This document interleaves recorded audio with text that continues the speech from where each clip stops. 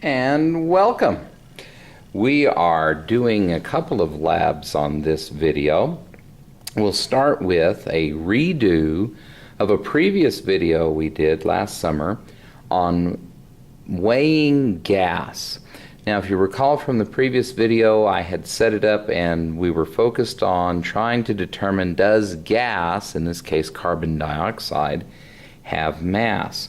Well, I've gone through and redone the lab for the 6th graders, and we've been talking about matter and mass and atoms and molecules, and so one of the students wanted to know what was the air made of, and I'm going to raise this up here so you can kind of get a look at the worksheet.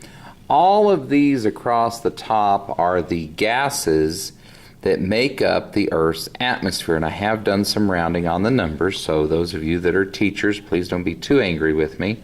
But we start with nitrogen. Nitrogen is the largest component of Earth's atmosphere. It's a molecule N2 right here. So it's 2 nitrogen molecules that in this case are triple bonded together for an atomic mass of 28. Oxygen is almost 21% of the Earth's atmosphere. It's the molecule O2, and it has an atomic mass of 32. The other one that makes up most of the Earth's atmosphere is argon, and it's just under 1%. Argon by itself, just one atom, has an atomic mass of 40. Then carbon dioxide, which is 0.03%, it has an atomic mass of 44 just in its molecular state. So we have 3 molecules here, and then we have one just atom.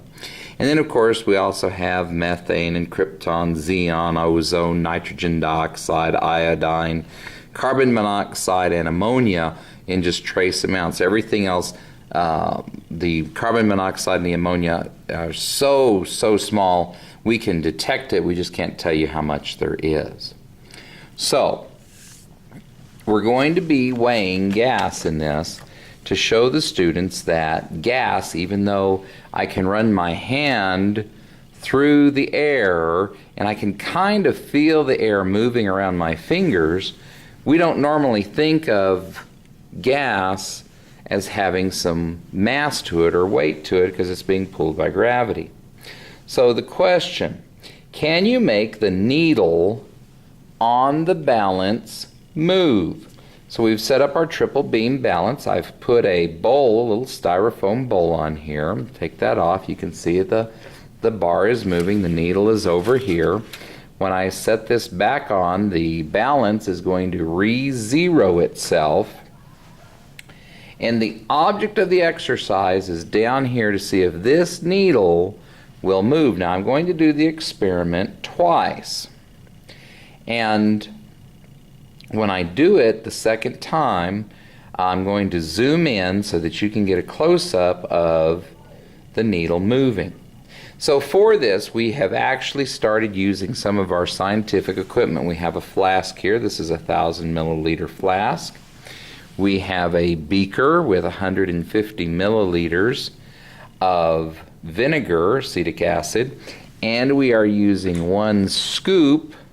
In this case, this is a 15 milliliter or 1 tablespoon scoop of baking soda, calcium carbonate. And we're going to get a reaction and we're going to get carbon dioxide gas. But in the lab, the hypothesis, the mass of nitrogen, the nitrogen molecule is 28. The mass of the oxygen molecule is 32. The mass of a single argon atom is 40, and the mass of a carbon dioxide molecule is 44. So the question we're asking the students to consider is, if we concentrate enough carbon dioxide molecules in a small space, what should happen to the air around it? And what we would like to do is get the students to think about that is if we pour a concentrated amount of carbon dioxide into the bowl, what will it do to the air that's in here, especially since it's the heaviest molecule here? What we would like them to get is something to the effect of it will push or remove or move the air in the bowl, or the air. Okay, we're just trying to move the air out of the way. So for this experiment, we're going to need a 1,000 milliliter flask. We're going to need a 250 milliliter beaker. We will need approximately, and I haven't weighed this, we're just using the measurement that's on there, it's 15 milliliters, so about 15 grams of baking soda. And we're going to be using 150 milliliters of vinegar. And so if we flip the page over, the process is we want to make sure that the balance is at 0. We want to place the baking soda in the flask. I have done that. The baking soda is this white powder. If I do this, I should be able to get the big clumps to kind of break down a little bit more, which I have. Yep, got this nice powder in the bottom. We're going to pour the 150 milliliters of vinegar into the beaker. We're going to place the funnel in the top of the flask. One person will need to stand behind it. Now, I had a funnel here. I'm going to do this without the funnel. The vinegar will cause a reaction with the baking soda, causing carbon dioxide gas to form within this enclosed container.